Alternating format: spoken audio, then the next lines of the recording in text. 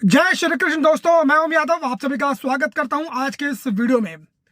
दोस्तों, आज कई दिनों के बाद मैं आप सभी लोगों से वीडियो के माध्यम से मुलाकात कर रहा हूं। लगभग 6 दिन हो चुके हैं वीडियो बनाए हुए।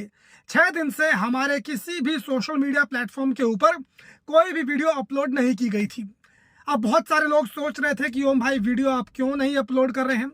तो जिन लोगों को नहीं मालूम है मैं उनको बता देता हूं कि दोस्तों, हमारे घर में खुशखबरी आई है और भगवान श्री कृष्ण के आशीर्वाद से हमें एक पुत्र रत्न की प्राप्ति हुई है।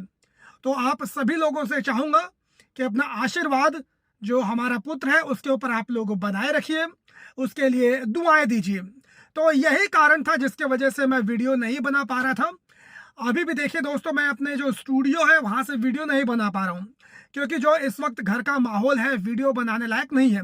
काफ़ी ज़्यादा व्यस्त माहौल चल रहा है। ऐसे में दोस्तों, आप सभी लोगों से आज मैं बात करने वाला हूँ देवरिया में जो यादव और ब्राह्मणों के बीच में विवाद चल रहा है, इस मुद्दे के बारे में। आप सभी लोगों को इस मुद्दे के बारे में पूरी जानकारी पहले से ही होगी। 2 अक्टूबर को ही, यानी कि आज से 6 दिन पहले, सबसे पहले मैंने इस मुद्दे के ऊपर वीडियो बना दिया था। मेरे चैनल के ऊपर है, आप सभी लोगों ने भी देखा होगा। उस वीडियो में दोस्तों मैंने किसी भी तरीके से जातिवाद करने का काम नहीं किया था। मैंने साफ साफ कहा था कि जो भी दोषी हैं उनके ऊपर कार्रवाई करनी चाहिए और इस मुद्दे को बिल्कुल भी जातिवाद का रंग नहीं देना चाहिए, क्योंकि ये जो मुद्दा था ये 2 परिवारों के बीच का जो जमीन विवाद है उससे संबंधित था। तो किसी भी तरीके से इसमें जातिवाद करने की जरूरत नहीं थी। लेकिन अब मैं देख रहा हूं कि तमाम जितने भी हिंदूवादी संगठन हैं, राजपूतों के संगठन हैं, ब्राह्मणों के संगठन हैं, वो सब इसमें कूद पड़े हैं और वो सब के सब मिलकर केवल एक पक्ष का सपोर्ट करें, यानी कि जो दुबे परिवार है सिर्फ उसका सपोर्ट करने का काम कर रहे हैं। आप सभी लोगों को मालूम है कि इस पूरे मामले के अंदर प्रेमचंद यादव की भी हत्या हुई थी और उसके बाद क्रिया की प्रतिक्रिया करते हुए जो प्रेमचंद यादव के समर्थक थे उन्होंने दुबे परिवार के 5 परिवारों को मार दिया था। इसी के बाद पूरा विवाद हुआ था। लेकिन समझ में नहीं आ रहा है कि जितने भी अपने आप को हिंदूवादी संगठन बोलते हैं, आखिर ये क्यों सिर्फ और सिर्फ दुबे परिवार का समर्थन कर रहे हैं। भाई, आप लोग हिंदुओं की बात करते हो तो क्या यादव परिवार आपकी नजर में हिंदू समाज से नहीं आता है? आप अगर हिंदूवादी संगठन हैं तो आपको किसी का भी समर्थन नहीं करना चाहिए, क्योंकि मौत तो इसमें एक यादव शख्स की भी हुई है, प्रेमचंद यादव की भी हुई है। उसकी भी पत्नी थी, उसके भी बच्चे थे, उसकी बेटियां हैं। सोचिए दोस्तों, उन बेटियों के सर से पिता का साया उठ गया, एक औरत विधवा हो गई, लेकिन उसके लिए इन तमाम हिंदूवादी संगठनों के दिलों में जरा सी भी हमदर्दी नजर नहीं आ रही है। वही दुबे परिवार के 5 लोग मरे, उसमें बच्चे भी शामिल थे, उसमें औरतें भी शामिल थी। उनके लिए इनकी संवेदना उमल उमल कर आ रही है। मैं इस बात को मानता हूं कि दुबे परिवार में ज्यादा लोगों की मौत हुई है, छोटे छोटे बच्चों की मौत हुई है, और मैं ये मांग करता हूं, पहले भी कर चुका हूं, कि जो भी दोषी है उनके ऊपर कार्रवाई की जानी चाहिए। लेकिन कार्रवाई सिर्फ एक पक्ष के ऊपर क्यों होनी चाहिए? भाई, मरा जब यादव परिवार का भी सदस्य है तो उसको भी इंसाफ मिलना चाहिए। अब इसमें सुनने में यह आ रहा है, काफी दिनों से आप लोग सुन रहे हैं कि योगी आदित्यनाथ की तरफ से, प्रशासन की तरफ से, इसमें जो प्रेमचंद यादव जी का घर है उसके ऊपर बुलडोजर चलाने की तैयारी की जा रही है। यानी दुबे परिवार को इंसाफ दिलाने के लिए बुलडोजर चलाया जा रहा है प्रेमचंद यादव के परिवार के ऊपर, उनके मकान के ऊपर। तो मैं सरकार से पूछना चाहता हूं, प्रशासन से पूछना चाहता हूं कि भाई, यादव परिवार को इंसाफ दिलाने के लिए क्या दुबे परिवार के जो घर है, मकान है, उनके ऊपर भी योगी आदित्यनाथ की सरकार बुलडोजर चलाने का काम करेगी? इसमें दोस्तों सबसे महत्वपूर्ण बात यह है कि पुलिस प्रशासन योगी आदित्यनाथ के दबाव में, वहां के जो विधायक हैं शलभ मणि त्रिपाठी, वो भी ब्राह्मण समुदाय से आते हैं, उनके दबाव में तमाम जो पुलिस प्रशासन है उन्होंने कई लोगों के ऊपर एफआईआर की है, दर्जनों लोगों के ऊपर एफआईआर की है। सबसे ज्यादा जो इनमें नामजद एफआईआर है वो ब्राह्मण समाज के लोगों के ऊपर एफआईआर की गई है। दूसरे नंबर पे यादव है, तीसरे नंबर पे राजभर है, चौथे नंबर पे पाल है। तो इन तमाम जाति के लोगों के ऊपर एफआईआर की है।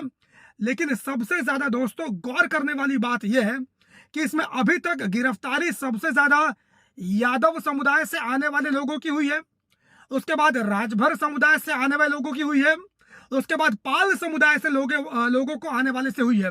लेकिन अभी तक किसी भी ब्राह्मण समुदाय से आने वाले शख्स की गिरफ्तारी इस पूरे मामले के अंदर नहीं की गई है। जो मुख्य आरोपी है इस पूरे मामले का, जिसने दुबे परिवार की हत्या की है, जो हत्या में शामिल है, उसको पुलिस ने गिरफ्तार कर लिया है। लेकिन उसके बावजूद यह बताया जा रहा है कि योगी सरकार प्रेमचंद यादव का जो मकान है उसको गिराने की तैयारी कर रही है।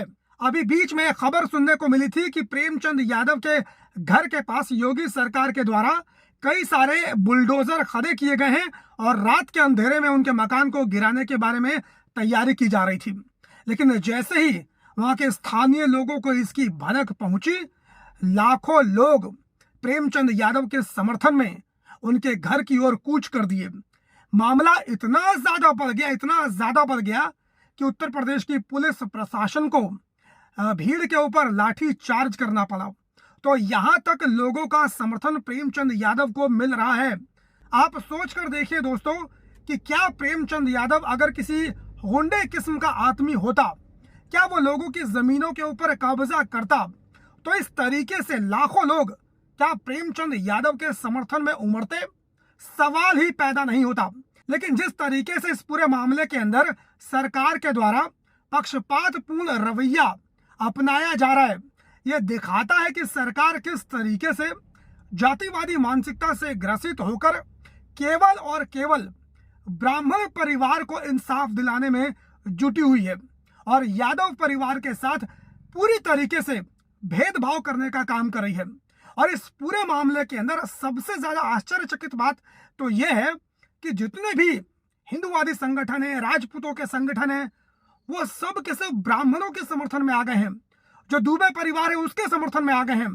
तो मैं इस वीडियो के माध्यम से अपील करना चाहता हूं कि जितने भी SC ST OBC इनके संगठन हैं, इन्हें भी जो यादव परिवार है, प्रेमचंद यादव का परिवार है, उनके समर्थन में उमड़ना चाहिए। आपकी आबादी 85% है और ब्राह्मणों की, राजपूतों की आबादी मात्र 15 से 20% है। लेकिन उसके बावजूद दुबे परिवार के ऊपर संकट आया तो हिंदूवादी संगठन और राजपूतों का संगठन उनके समर्थन में खड़ा हो गया। लेकिन वहीं पर जो SC ST OBC समाज है, इनके अंदर एकजुटता नजर नहीं आ रही है। सबको छोड़िए, मैं यहाँ पर यादव संगठनों से अपील करना चाहता हूं, उनसे निवेदन करना चाहता हूं कि आप सभी लोग इस पूरे मामले के अंदर दृढ़ता के साथ प्रेमचंद यादव के परिवार के साथ खड़े होइए। जब जातिवाद खुलकर हो रहा है तो हमें भी खुलकर जातिवाद करने की आवश्यकता है। और तमाम यादव समुदाय के लोगों से मैं निवेदन करना चाहता हूं, स्क्रीन के ऊपर आप सभी लोगों के जो प्रेमचंद यादव की पत्नी है, उनका बैंक अकाउंट, बैंक डिटेल नजर आ रही होगी। आप सभी लोगों से जितना हो सके, जितना सहयोग कर सकें, इनके खाते में पैसे ट्रांसफर करके इनका सहयोग करने की कोशिश कीजिए, क्योंकि अब बात यादव समाज की प्रतिष्ठा के ऊपर हो गई है। अगर योगी आदित्यनाथ, योगी सरकार यह समझती है कि प्रेमचंद यादव का परिवार गिराकर यादवों के मनोबल को तोड़ सकती है, यादव समाज को अपनी एकजुटता का प्रदर्शन करके योगी सरकार के मुंह पर एक तमाचा मारना चाहिए और उन्हें एक संदेश देना चाहिए कि अगर तुम किसी यादव का मकान बुलडोजर से गिरा सकते हो तो यादव समाज में वो ताकत है कि अपने सहयोग से उसका मकान उससे भी ज्यादा भव्य तरीके से बना सकते हैं। योगी सरकार, योगी पुलिस प्रशासन कह रही है कि जो प्रेमचंद यादव का मकान है वो सरकारी जमीन के ऊपर बना है। क्या सरकार को अब नजर आया? इतने दिन से सरकार क्या सोई हुई थी? क्या उसे नजर नहीं आ रहा था? पर जो प्रेमचंद यादव का परिवार है, उनका कहना है कि उनके पास सारे दस्तावेज इस मामले के मौजूद हैं। प्रेमचंद यादव का मकान सरकारी जमीन के ऊपर है या नहीं है, इसकी पूरी जांच होनी चाहिए और बिना जांच के किसी भी तरीके से प्रेमचंद यादव के मकान के ऊपर बुलडोजर नहीं चलना चाहिए। यादव समाज के लोगों को बढ़ चढ़कर प्रेमचंद यादव का समर्थन करना चाहिए। इस वीडियो को जितना हो सके उतना आप सभी लोग शेयर कीजिए। चैनल पर नए हो तो सब्सक्राइब कर लीजिए।